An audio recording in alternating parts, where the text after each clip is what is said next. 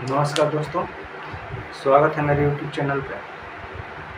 दोस्तों, जिस तरह से भी आप लोग देख रहे हैं, हाथरस में जिस तरह से धर्म के चक्कर में लोग कितने लोग मरे, तो आज चलिए उसी विषय के ऊपर चर्चा हम करते हैं कि आखिर ऐसा क्यों होता है कि धर्म के चक्कर में, धर्म में लोग इतना काफ़ी लौलीन हैं, इतना काफ़ी उसमें आस्था लोगों की हो गई है कि धर्म के नाम पे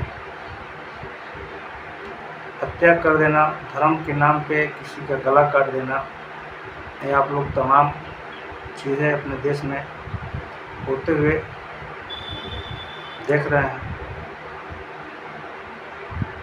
इसका दोस्तों अगर देखा जाए, पूर्ण रूप से वही लोग शिकार होते हैं जो खास तौर से शिक्षा से बहुत काफ़ी वंचित होते हैं। उन लोग को धर्म का ऐसा अफीम चटाया जाता है कि धर्म से बढ़कर के उसको मानवता दिखाई नहीं देती है। किसी को धर्म के नाम पे, गाय के नाम पे पकड़ करके मार देना, हत्या कर देना, सारा अशिक्षा का काम है, जिसमें कि हमारे देश में बहुत सारी महिलाएं हैं, गरीब तबके परिवार के लोग हैं, जिनको पता ही नहीं है कि धर्म क्या सिखाता है और धर्म के लोग, धर्म को चलाने वाले लोग उनको क्या सिखाते हैं। दोस्तों, सबसे पहले हम धर्म के ऊपर चर्चा करेंगे कि धर्म है क्या और धर्म क्या सिखाता है। दरअसल धर्म कभी भी किसी जीव का हिंसा करने के लिए नहीं कहता है। धर्म किसी जाति मजहब के लोगों के साथ झगड़ा विवाद नहीं करने को कहता है। ये धर्म के ठेकेदार जो होते हैं, धर्म का उल्टा परिभाषा लोगों के दिमाग में समझाते हैं। धर्म आपस में हमेशा भाईचारा, प्रेम सिखाता है, जीवों से प्यार करना सिखाता है, प्रकृति से हमेशा लगा होने को सिखाता है। जो कुछ है प्रकृति से हमें मिलता है, उसके संदर्भ में जितने भी धर्म हैं बात करते हैं। उस चीज़ को लोग न समझ करके उसका अर्थ कुछ अलग ही निकाल लेते हैं और उसी को अपना भगवान मान करके उसी को जो चीज़ जिसको पसंद नहीं उसके साथ में गलत काम करते हैं। सबसे बड़ी बात है दोस्तों कि धर्म आत्मभूत करने की चीज़ है। धर्म अपने चरित्र और अपने जीवन में उतारने का चीज़ है, न कि धर्म हमको सिखाता है कि आपस में नफरत करें और इसमें इतना मगन हो जाए कि धर्म के अलावा किसी का गला भी काटना हो तो धर्म के नाम पे हम गला काट दें। सबसे बड़ी बात है दोस्तों कि हमारे देश में जितने भी पाखंडी बाबा हैं, उन सभी बाबा को आखिर इतने लोग चाहते क्यों हैं। और हमारे देश के जितने भी बड़े बड़े नेता लोग हैं, मंत्री हैं, विधायक हैं, आखिर जिनकी सरकार है उनको ऐसा श्रेय क्यों मिलता है। वैज्ञानिक चेतना करने वाले लोगों की संख्या नहीं बढ़ती है, इतने सारे बाबाओं की संख्या बढ़ रही है। अंधविश्वास, पाखंड हमेशा फैलाते रहते हैं। हाथरस की घटना में आप लोग को मालूम होगा कि 22-21 के करीब, जिसमें सबसे ज़्यादा संख्या में महिला की मौत हुई। सोचने वाली बात है, कहीं भी ऐसे धर्म गुरुओं का प्रवचन होता है वहाँ पे सबसे ज़्यादा मात्रा में औरत ही पहुँचती है, क्योंकि उनको हमेशा से स्वतंत्रता नहीं दी गई है। और इसी बहाने लोग औरतें सोचती हैं कि चलो कम से कम हम वहाँ पे चलेंगे, घूम लेंगे। तो आज़ादी सबसे बड़ी बात है दोस्तों कि उनको आज़ादी नहीं मिलती है, और ना आज़ादी मिलने के कारण वो धर्म की तरफ बढ़ती है।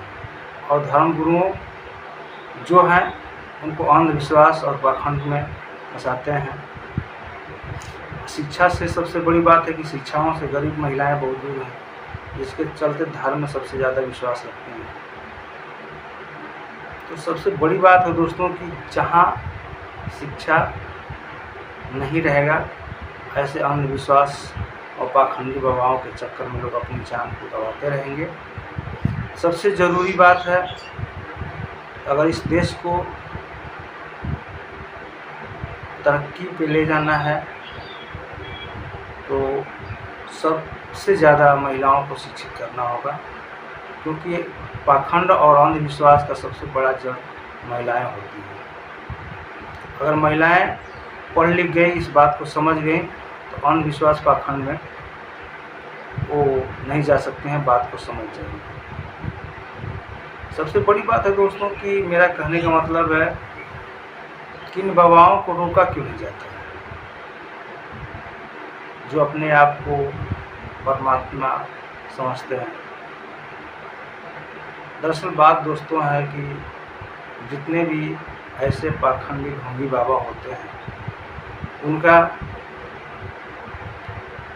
वर्तमान जो सरकारें होती हैं उनसे उनका काफ़ी रिलेशन होता है। दोस्तों आप लोग इस बात को समझिएगा कि जितने भी पाखंडी बाबा हैं, चाहे इससे पहले बहुत सारे बाबा हुए, उनमें से बड़े बड़े नेताओं को उनके चरणों में मस्तक करते हुए आप लोग देखे होंगे। भले ही आज की डेट में वो जेल में सड़ रहे हैं, जेल में पड़े हुए हैं। अगर उनकी सरकार रहती, अगर जानते कि नहीं अंधविश्वास पाखंड फैला रहे हैं, उनको चाहती तो उसको जेल में डाल सकती थी, लेकिन ऐसा क्यों सरकार नहीं करती है? वो जानता है कि जितना देश का जनता अंधविश्वास और पाखंड में फंसेंगे, उतना ही हम लोग के लिए बढ़िया है। इसीलिए हर सरकार जो है चाहती है कि देश की जनता प्रकाश से बहुत दूर रहे। अंधविश्वास बाबाओं को प्रमोट लोग करते हैं और ज़्यादा से ज़्यादा भीड़ इकट्ठा हो, ज़्यादा से ज़्यादा श्रद्धालु वहाँ पहुँचे, वहाँ पे जा कर के बड़े बड़े टॉप लीडर के, हमारे देश के नेता जाते हैं और वहाँ पे अपना भाषण देते हैं, और भाषण देने के बाद में अपना सर जो है उनके चरणों में अर्पित करते हैं, ताकि उनका वोट बैलेंस बना रहे।